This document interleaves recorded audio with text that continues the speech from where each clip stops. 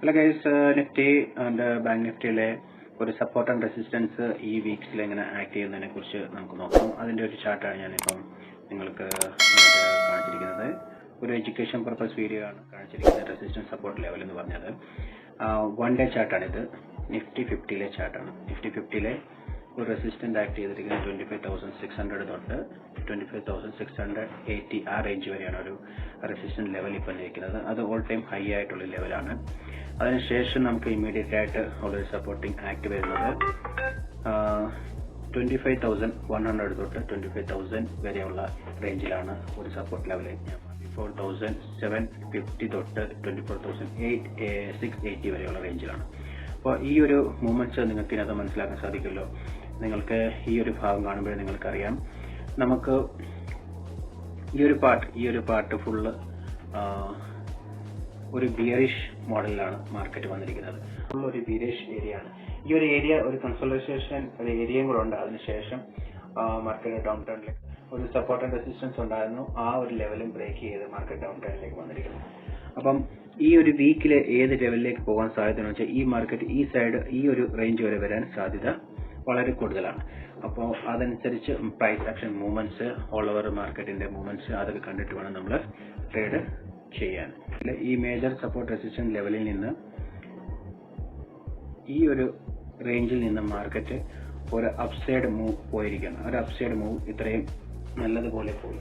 അതുപോലെ തന്നെ ആ ഒരു മേജർ ലെവലിലേക്ക് തന്നെ മാർക്കറ്റ് വന്നിരിക്കുകയാണ്. പിന്നീട് സപ്പോർട്ടായിട്ട് ആക്ട് ചെയ്യാൻ നിങ്ങൾക്ക് ഇവിടെ മനസ്സിലായി. ഈ സപ്പോർട്ടായിട്ട് ആക്ട് ചെയ്യുകയാണ്. ഈ റേഞ്ച് മൊത്തം റെസിസ്റ്റൻസ് ആയിട്ടുള്ളത് ബ്രേക്ക് ചെയ്ത് പോയതിനു ശേഷം ഇപ്പോൾ ഇത് സപ്പോർട്ടായിട്ട് വന്ന് ആക്ട് ചെയ്യുകയാണ്. അപ്പോൾ നിങ്ങൾക്ക് ഇവിടുന്ന് ഒരു അപ്സൈഡ് മൂവ് കിട്ടാൻ വളരെയേറെ സാധ്യത കൂടുതലാണ്. ഇവിടുന്ന് അതുപോലെ തന്നെ നല്ലപോലെ ബിയറിഷ് സൈഡിലേക്ക് വരാനും സാധ്യത കൂടുതലാണ്. അപ്പോൾ ഏകദേശം മാർക്കറ്റിന്റെ സെന്റിമെന്റൽ മനസ്സിലാക്കിയ ഓൾ ടൈം ഹൈയിലാണ് മാർക്കറ്റ്. അപ്പോൾ ആ ഒരു രീതിയിലായിരിക്കും ആ ഒരു ഇതിന്റെ മൂവ്മെന്റ്സ് നടക്കുക. ഈ ഒരു മൂവ്മെന്റ്സിൽ നമുക്ക് ഏറെക്കുറെ മനസ്സിലാക്കാൻ സാധിക്കുന്നത്, ഈ ലാസ്റ്റ് വീക്കിൽ ഇൻഡെക്സുകൾ മൊത്തം നിഫ്റ്റി മിഡ് ക്യാപ്പ് 100 ആയാലും മിഡ് ക്യാപ്പ് 50 ആയാലും സ്മോൾ ക്യാപ്പ് 150 അതെല്ലാം ഒരു ബിയറിഷ് സൈഡിലേക്കുള്ള മൂവ്മെന്റ്സ് ആണ് ഓൾമോസ്റ്റ് കാണിച്ചിരുന്നത്. അത് കാരണം മാർക്കറ്റ് ഡൗൺ ട്രെൻഡിലേക്ക് വന്നിരിക്കുകയാണ്. ഇപ്പോൾ നല്ലൊരു സപ്പോർട്ട് റെസിസ്റ്റൻസ് ലെവലിൽ തന്നെ ബ്രേക്ക് ചെയ്ത് പോയ ഒരു ലെവലിലേക്ക് എത്തിയിരിക്കുന്നു.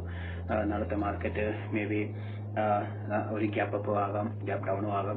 കൺഫ്യൂസ്ഡ് മാർക്കറ്റാണ്. സോ കുറച്ച് വെയിറ്റ് ചെയ്തിട്ട് വേണം നാളെ ട്രേഡ് ചെയ്ത് സ്റ്റാർട്ട് ചെയ്ത് ആ ഒരു മാർക്കറ്റിലെ ആ ഒരു മൂവ്മെന്റ്സ് ഒന്ന് കുറഞ്ഞിട്ട് വേണം നോക്കാനായിട്ട്. അടുത്ത ബാങ്ക് നിഫ്റ്റിയുടെ ഡെയിലി ചാർട്ടാണ് ഞാനിപ്പോൾ നിങ്ങൾക്ക് കാണിച്ചിരിക്കുന്നത്.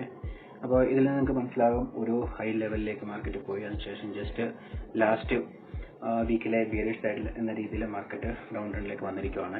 അപ്പോൾ നല്ലൊരു സപ്പോർട്ട് ആൻഡ് റെസിസ്റ്റൻസ് ആണ് ഞാനത് നിങ്ങൾക്ക് മാർക്ക് ചെയ്തിരിക്കുന്നത്. നമുക്ക് നോക്കാം അത് ഏതൊക്കെയാണ്. All time high and resistance ആയിട്ട് വെച്ചിരിക്കുന്നു. അതുപോലെ തന്നെ നെക്സ്റ്റ് മേജർ സപ്പോർട്ട് ഏതാണ്, അതിന് താഴെയുള്ള സപ്പോർട്ട് നമുക്ക് നോക്കാം.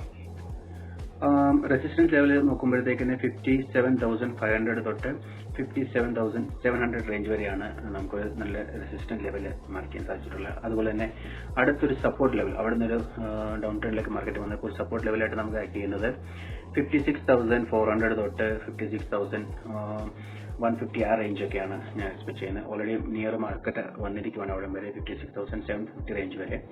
അപ്പോൾ ഇവിടുന്ന് ഒരു സപ്പോർട്ട് എടുത്ത് മാർക്കറ്റ് അപ്സൈഡിലേക്ക് പോകാൻ സാധ്യതയുണ്ട്. ഓൾ ഓവർ മാർക്കറ്റിന്റെ സെന്റിമെന്റ് നോക്കിയിട്ട് വേണം ചെയ്യാൻ. ഇൻഡെക്സുകളെല്ലാം നെഗറ്റീവാണ്. അപ്പോൾ നാളത്തെ മാർക്കറ്റ് ഗ്യാപ്പ് ഡൗൺ ആയിട്ടും ഓപ്പൺ ചെയ്യാൻ സാധ്യതയുണ്ട്. അപ്പോൾ നല്ല ഒരു മേജർ സപ്പോർട്ട് ആൻഡ് റെസിസ്റ്റൻസ് ലെവലായിട്ട് ആക്ട് ചെയ്തിരുന്ന ഒരു ലെവലാണ് അടുത്തത് സപ്പോർട്ടായിട്ട് നമുക്ക് കണക്കാക്കാൻ പറ്റുന്നത്. 54,650 തൊട്ട് ഒരു 54,350 325 ആ റേഞ്ചിലാണ് അടുത്തൊരു സപ്പോർട്ട് നോക്കിയിരിക്കുന്നത്. അപ്പം ഇവിടുന്ന് മാർക്കറ്റ് ഓൾമോസ്റ്റ് നല്ലൊരു ഹൈ റാലി തന്നെയാണ് ഇവിടെ നടത്തിയിട്ടുള്ളത്. റേഞ്ചിൽ മാർക്കറ്റ് വൺ സൈഡ് നല്ല മൂവാണ് ചെയ്തിരിക്കുന്നത്. ഈ ഒരു ഭാഗം ട്രേഡ് ചെയ്യാൻ കിടക്കുന്നത് കൊണ്ട്, അതായത് ഇവിടെ നിന്നൊരു ഗ്യാപ്പ് ഫില്ലിങ്, ഇവിടുത്തെ പല സെക്ഷൻ നോക്കുകയാണെങ്കിൽ ഇവിടെയും ഒരു ഫിൽ ചെയ്തിട്ട് വേണം അപ്സൈഡിലേക്ക് പോവുകയാണെങ്കിൽ കുറച്ചുകൂടെ സ്ട്രോങ് ആയിട്ട് മാർക്കറ്റ് നമുക്ക് അപ്സൈഡിൽ ട്രേഡ് ചെയ്യുമെന്ന് പറയാമായിരുന്നു. ഇവിടുന്ന് ഇത്രയും ഗ്യാപ്പിൽ മാർക്കറ്റ് അപ്സൈഡിലേക്ക് പോയപ്പോൾ ഇവിടുന്ന് ഒരു മൂവ്മെന്റ്സ് ഇനിയും ഡൗൺ ട്രെൻഡിലേക്ക് വരാനും ഈ ഒരു റേഞ്ചിലേക്ക് വരാനും ഇവിടെ കുറച്ച് നാൾ ട്രേഡ് ചെയ്യാൻ സാധ്യത വളരെ കൂടുതലാണ്. അപ്പോൾ അതനുസരിച്ച് നോക്കുകയാണെങ്കിൽ നിങ്ങൾക്ക് ഇവിടെ ഈ ഓരോ ദിവസവും നമ്മുടെ മാർക്കറ്റിന്റെ മൂവ്മെന്റ്സ് അനുസരിച്ചിട്ട് അല്ലെങ്കിൽ അനലിസിസ് ചെയ്തിട്ട് വേണം ട്രേഡ് ചെയ്യാൻ വേണ്ടി.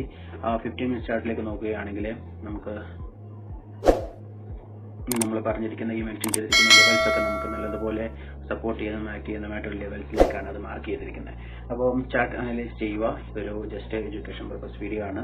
തീർച്ചയായിട്ടും ചാർട്ട് അനലൈസ് ചെയ്തിട്ട് വേണം നിങ്ങൾ അടുത്ത ഒരു ഡിസിഷൻ എടുക്കുവാൻ വേണ്ടി. അപ്പോൾ നാളെ നല്ലൊരു ട്രേഡ്, നല്ല സപ്പോർട്ട് റെസിസ്റ്റൻസുകളൊക്കെ നിങ്ങൾക്ക് മനസ്സിലാക്കി അതനുസരിച്ച് ട്രേഡ് ചെയ്യാൻ സാധിക്കട്ടെ.